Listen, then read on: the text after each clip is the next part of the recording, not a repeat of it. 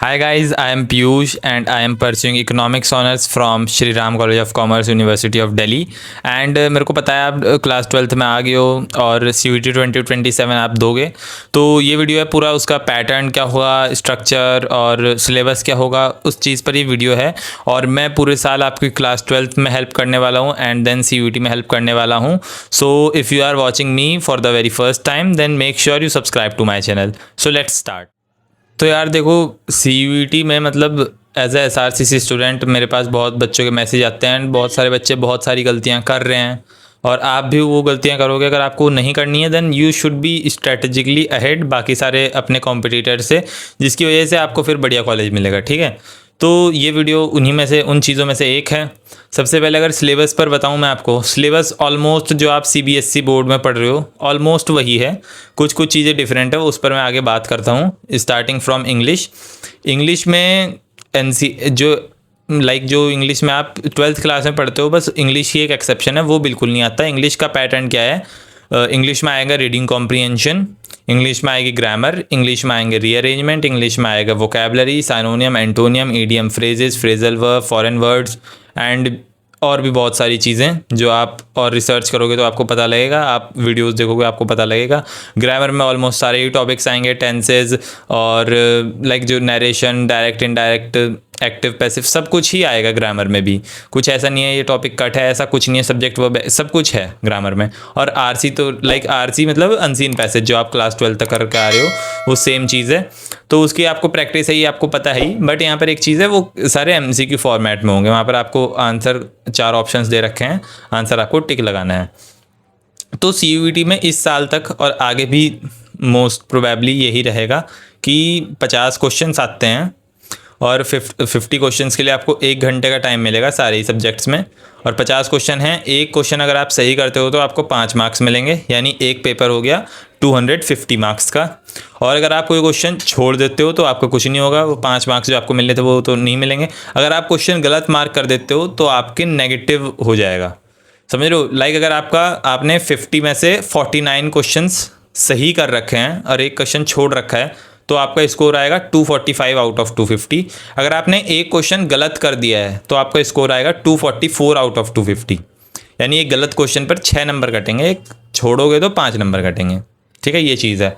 और cut off आपकी बनेगी ज़्यादातर ऑलमोस्ट सभी कोर्सेज़ में। अगर हम साइंस और थोड़े से जो BBA BMS वाले कोर्सेज़ हैं उन्हें छोड़ दें तो बाकी सब सब्जेक्ट्स में आपकी बाकी सब कोर्सेज़ में आपकी 4 सब्जेक्ट्स की कट ऑफ बनेगी, जिसमें से एक लैंग्वेज कंपलसरी सब में है, कंपलसरी है। और 4 सब्जेक्ट हैं तो यानी कितनी कट ऑफ बनेगी, 250 इंटू 4 1000 की कट ऑफ है। And for the dream college जो आप टारगेट में भी, आप अगर कॉमर्स स्टूडेंट हो तो आप SRCC टारगेट कर रहे होंगे, तो SRCC के लिए जो जनरल कैटेगरी की कट ऑफ है वो बीकॉम ऑनर्स के लिए आप 920 930 का टारगेट लेके चलो, और इकोनॉमिक्स ऑनर्स के लिए 915 920 इतने का टारगेट लेके चलो।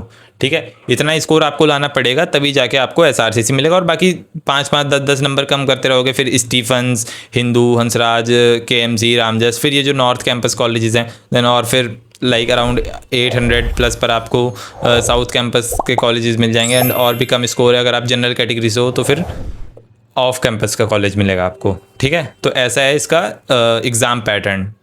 250 मार्क्स का एक पेपर होगा, ठीक है, और 1 घंटा मिलेगा आपको।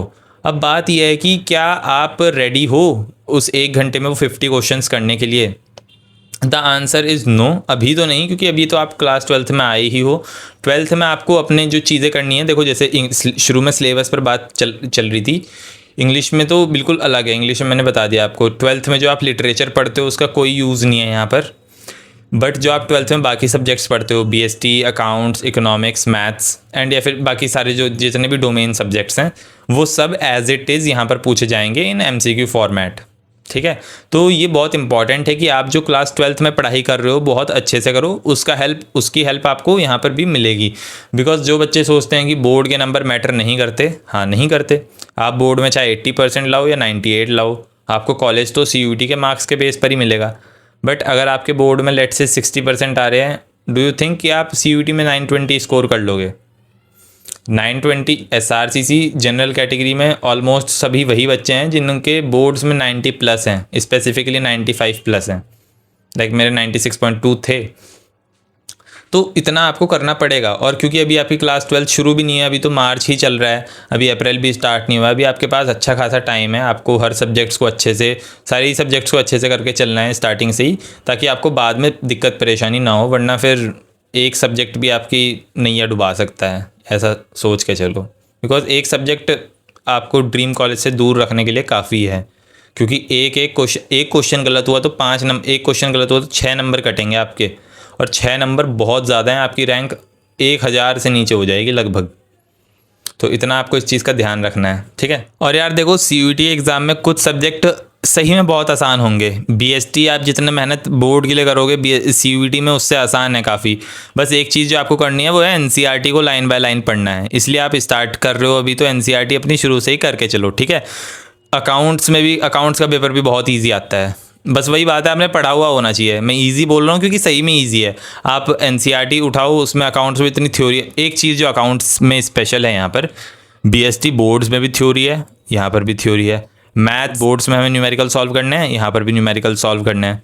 अकाउंट्स में बोर्ड्स में बस लॉन्ग क्वेश्चंस आते हैं सॉल्व करने के लिए, एक्सेप्ट थोड़े से वो जो शुरू में एमसीक्यू आते हैं 20, उसमें भी बहुत सारे न्यूमेरिकल्स ही हैं, वरना अकाउंट्स बोर्ड्स में थ्योरी बहुत कम है। बट यहाँ पर सीयूईटी में आपको आराम से 35 क्वेश्चंस, 40 क्वेश्चंस थ्योरी से देखने को मिलेंगे। इसलिए बहुत इंपॉर्टेंट हो जाता है कि आप अकाउंट्स की थ्योरी बहुत अच्छे से करके चलो, क्योंकि हम बोर्ड्स के लिए नहीं पढ़ते उतना थ्योरी सब्जेक्ट जो अकाउंट्स में है। हम तो बस न्यूमेरिकल अपना 6 नंबर का क्वेश्चन निपटाया हमने और हमें लगा हो गया। यहाँ पर भी आएगा वो क्वेश्चन, 6 नंबर का पूरा केस स्टडी बन के आएगा, बट थ्योरी बहुत ज़्यादा आएगी यहाँ पर। और अगर आप वो छोड़ रहे हो देन अकाउंट्स का पेपर आपका ब्लंडर होने वाला है। इसलिए स्टार्ट से ही करके चलो, अभी आपके पास टाइम है। वरना मैं तो देखो, जैसे अब जो इस साल बच्चे सीयूईटी देंगे 2026 में, वो अभी स्टार्ट कर रहे हैं, समझ रहे हो आप। तो आपको अगर उनसे आगे निकलना है तो आपको शुरू से ही करके चलना पड़ेगा, ठीक। तो गाइज़, मैंने आपको सिलेबस बता दिया, कैसे चीज़ें करनी है वो बता दी। सीयूईटी 2027 की एक थोड़ी सी टाइमलाइन बता दूं आपको। लगभग जनवरी फरवरी में आपके फॉर्म ओपन होंगे, तब आपको रजिस्ट्रेशन करना पड़ेगा उसमें, ठीक है। आपको अपनी थोड़ी डिटेल डाल के, एंड आपकी मार्कशीट तो आ नहीं रखी होती है 12th की, तो उसमें बस आपको 10th की मार्कशीट डालनी होती है।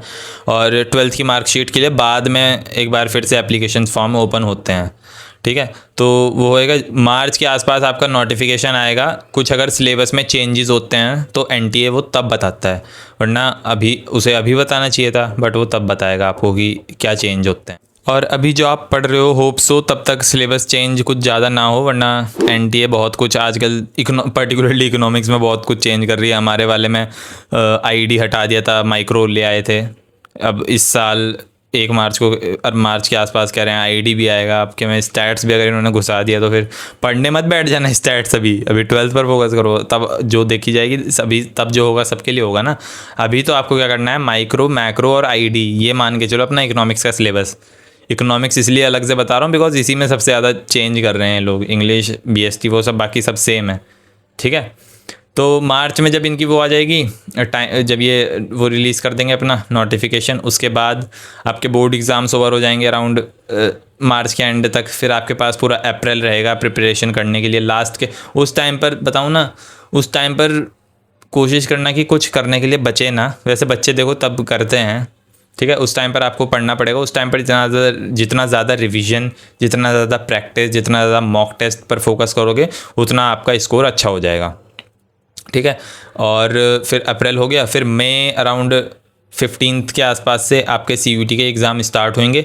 6th ऑफ मई के अराउंड आपकी हो जाएगी कि आपका एग्ज़ाम कहाँ देने जाना है आपको। वो चीज़ आपको, आप कौन कौन से सेंटर पर देना चाहते हो एग्ज़ाम, वो आपको पहले अपने फॉर्म में तब भरना पड़ेगा कि आपकी लोकेशन क्या है, आप कौन कौन से सिटीज़ में एग्ज़ाम देने के लिए कंफर्टेबल हो। आपके आसपास की सिटीज़ ही आपको फिल करनी होती हैं।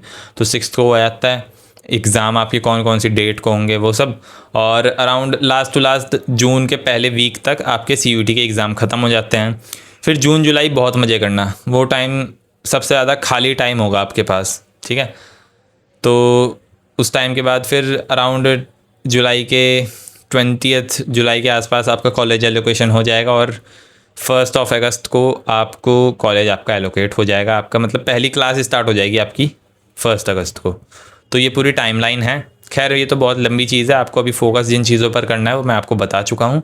और बाकी कोई डाउट हो पूरी क्लास 12th, क्योंकि अभी हमें इस चैनल पर मैं आपको पूरी स्ट्रेटजी लेके आने वाला हूँ सब्जेक्ट वाइज, क्लास 12th के लिए, हाफ ईयरली के लिए, यूनिट टेस्ट्स के लिए और हर चीज़ के लिए। तो अगर आप पहली बार आए हो तो make sure you do subscribe, and I hope आपको वीडियो अच्छी लगी होगी, आप तभी सब्सक्राइब करोगे, बाकी मेरे कहने से तो नहीं करोगे ना। बाकी हम मिलते हैं फिर अगली वीडियो में। जय हिंद।